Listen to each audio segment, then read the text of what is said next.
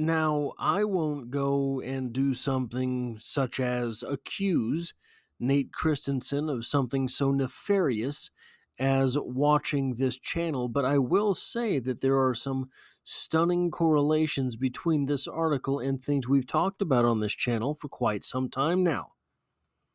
No, I'm just joking. Really, no, that's true. There are, but I think really what happens is if you think about something like this for long enough, a lot of times your thoughts tend to coincide. In an article from Arrowhead Pride titled Why the Chiefs Are in the Best Drafting Position Since 2022, the case for why Kansas City is sitting especially pretty this year heading into the draft, from Arrowhead Pride by Nate Christensen, we get the following. The goal of any NFL team is to build a sustained contender that gives you the most chances to win a Super Bowl championship or multiple Super Bowl championships. Teams build their rosters with the injection of prolonging their windows with the intention of prolonging their windows, and with enough chances, you eventually will have the right bounces to get over the top. However, the NFL builds competitive balance checks to ensure that keeping a window open is as difficult as possible. Mechanisms like the salary cap and reverse draft ordering limit teams' abilities to keep their windows open as long as they would desire. Reverse draft ordering is the most effective way of achieving competitive balance. History tells us that with the NFL draft, the talent pool starts to drop off after pick 15 to 20 on average. This means that contenders typically struggle to get in a range to take blue chip players at premium positions. The Chiefs have encountered this issue since 2018, when their contending window first started. By being one of the last four teams remaining annually, they've rarely been in a good enough draft position to get in the range to select a blue chip prospect. The last two drafts are good examples of this 2024 draft. Going into the draft, the consensus need for the Chiefs was left tackle. It was an incredibly strong tackle class with Joe Alt, J.C. Latham, Talais Fuaga, Troy Fautanu, Amarius Mims, and Olu Fashanu as first-round picks. The problem? They were all gone by pick 20, with the Chiefs at number 32. They would have had to surrender significant draft capital to trade up. The Chiefs were selecting from a limited talent pool after the first round, which led to Kingsley Suamataia. He has not shown to be a solution at left tackle. I think that's a little preemptive, but I understand the point. The 2023 draft, the year before. 2023's roster didn't have as many precise needs, but players that would have been good fits were unavailable. Wide receivers such as Jordan Addison, Zay Flowers, and Jackson Smith and Jigba went 20 to 23. Offensive tackle Anton Harrison went 27. By the end of the first round, the Chiefs were left looking at defensive end as the best convergence of need and talent. They took Felix Anudike Uzama at number 31, which hasn't worked out so far. To add insult to injury, Nolan Smith, the better prospect, went a single selection earlier. This one still gets me. I really do worry that this was something that Brett Veach was told to do if it happened. Felix Anudike Uzama, when he was drafted, I said I thought his ceiling was Mike Dana. So far, I've been proven right about this. But what worries me about this is that FAU doesn't really necessarily fit the profile of players that Spags likes to put on his defensive line. What worries me is that the Kansas City Chiefs won the Super Bowl and then hosted the draft, and maybe someone with the last name of Hunt, perhaps, I'm just conjecturing, and that's all this is worth, is conjecturing. Maybe someone like that had the last name Hunt said, hey, Kansas City won the Super Bowl, Kansas City hosted the draft. If he's there, why not take a guy that was from Kansas City? It's the trifecta. It'll be a great story for our Hallmark Christmas videos. That's what I hope did not happen. I hope this was just a miscasting of what it was that FAU was expected to contribute early. There's still a chance he breaks out. The 2022 draft, the counterexample to 2023 and 2024, is the 2022 draft. The Chiefs used their draft capital from the Tyreek Hill trade to move up for a cornerback. Trent McDuffie, who was one of the best prospects in the class at a position of need, by wielding a large bag of picks, paying a premium to move up and go get a blue chip player was justifiable. Unfortunately, that's not a reality Kansas City can rely on. They can't go up every year with 10 plus picks and 5 to 6 top 100 picks. Either they have to make aggressive trade-ups that sacrifice depth and generally don't work out, or they have to wait for the talent pool to dissipate around them. From a drafting standpoint, these are not ideal circumstances. This is absolutely true. The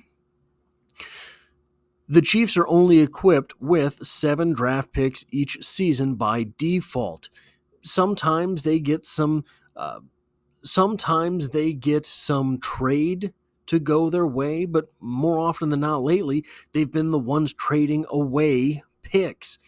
Also, it's possible that you get a compensatory pick when a player leaves via free agency. You don't get to say which one you want, and oftentimes that math looks shady to those people who claim to know what the compensatory pick formula really is. So you can't depend on that to reclaim some of your losses in free agency. And even if you do, it is at the expense of an entire year's roster. You lose a player this offseason, you are not awarded the compensatory pick for them until next offseason. No general manager wants to be in that sticky a situation with their draft picks. Now, when we talk about being in the best position since 2022, I think that's true as well. The Chiefs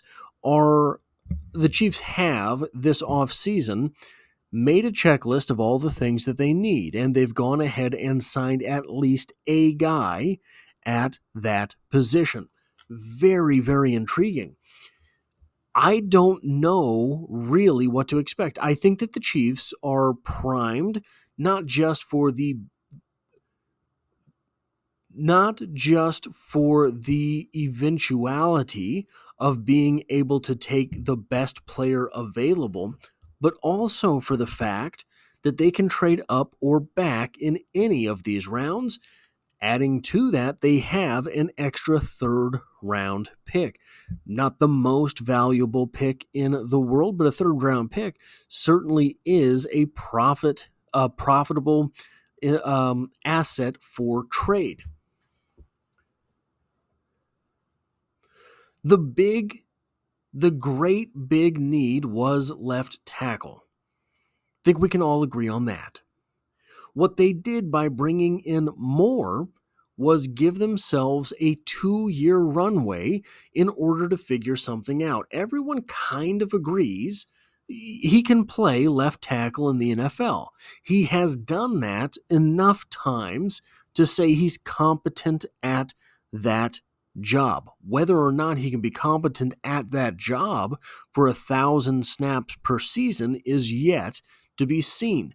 But you're wagering on the fact that he can, even if it's just decent level stuff. If he is the 15th best left tackle in the NFL, then you count it as a win because you did not have the 15th best tackle in the NFL last season. By doing that, they have eliminated their need to take a left tackle in this draft. Just like with Kingsley before, we have to understand that just because you have a need doesn't mean that there's a player in the draft available to fill it. One of the things that kind of comes up a lot on draft night, and I get it, I've been there a lot. The draft is maybe my second favorite football event after the Super Bowl. When the Chiefs are in it. The problem with that is the problem with getting mad on draft night. you should have taken XYZ, is that you don't get to manifest players into the NFL draft.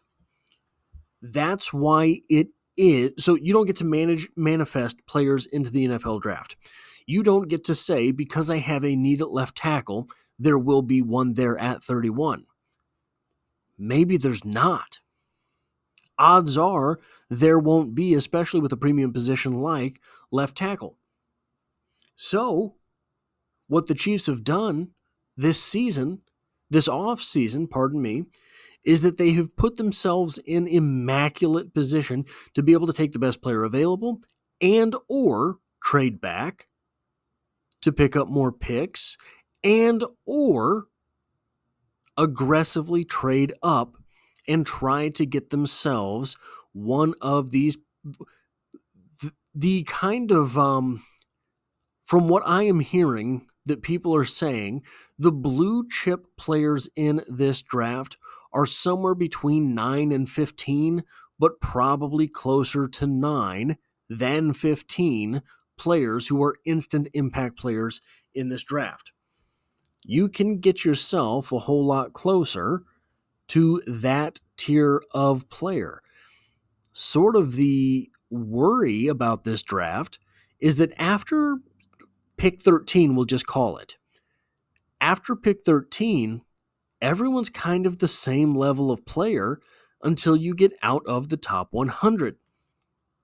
So, unless you are gunning for a particular position, so you miss out on the top 12 picks, the top 13 picks, but you need a left tackle. You're sitting at 31, and there's only one of those left tackles in the top 100 left at 23 overall. Now you got to go up and get him if that's what you think you need. The Chiefs don't need anything. It is an interesting position in which they find themselves. That is all I have for this video. If you like or appreciate what it is that I do here, hitting the like button really does help me out, as it tells YouTube to share this video with other Kansas City Chiefs fans. If you find yourself here by chance but not design, the Chiefs are the only thing I talk about on this channel, dropping multiple videos every single week, and hope to have you back for the next one.